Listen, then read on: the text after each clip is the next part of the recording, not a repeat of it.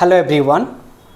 Today we are going to start a new chapter, People as Resource, from the Economic Class 9.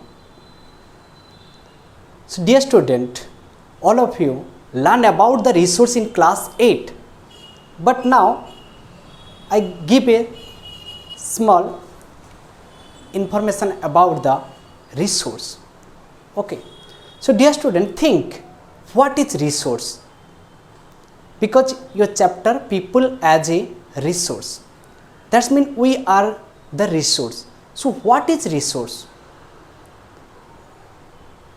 Resource, that means anything that can be used to satisfy the human needs and desire. That things are called the resource. Okay. In previous lecture,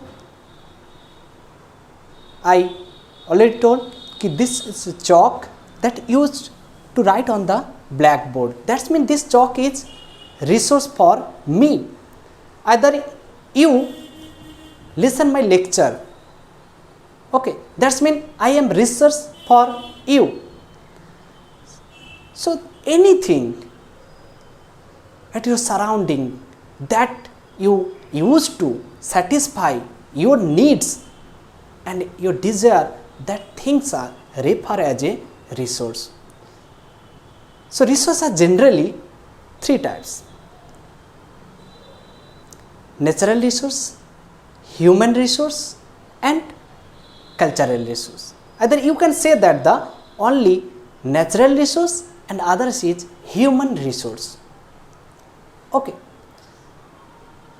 So natural resource that are obtained from the nature, but in this chapter we talk about the human resource. That's mean me, my skill, my knowledge, my ability, my labor, and my work are referred as a resource. Because I am a person that used to generating the resources.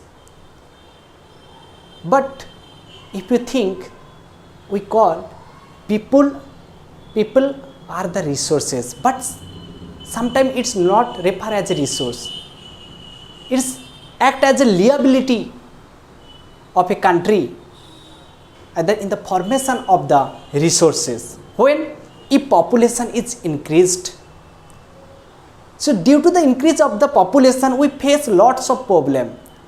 We face the lack of the food and the nutrition, lack to access the medical facilities, that lack to access the education facilities. So sometimes peoples are liability of a country, but as a people, either my education, knowledge, skill are referred as a resources. So we need to develop, either invest on the human resource. Okay, that investment on the education, on the health, and on the skill, that is called the human capital formation. If we invest on the human resource, that is called the human capital formation. That means invest on the education, and the knowledge, on the health, and on the skill. So what will happen? So it increase the productive power of a person. Productive power of a person. That means a educated person, a healthy person, and a skilled person is much productive and more productive than the unhealthy, uneducated, and unskilled person. And these people, those are educated, those are healthy, those are skilled, they added the productivity in the country's economy. That means that lead to the country's economic development. Okay, and also from the physical capital. Okay. First chapter we learn land, labor, and capital.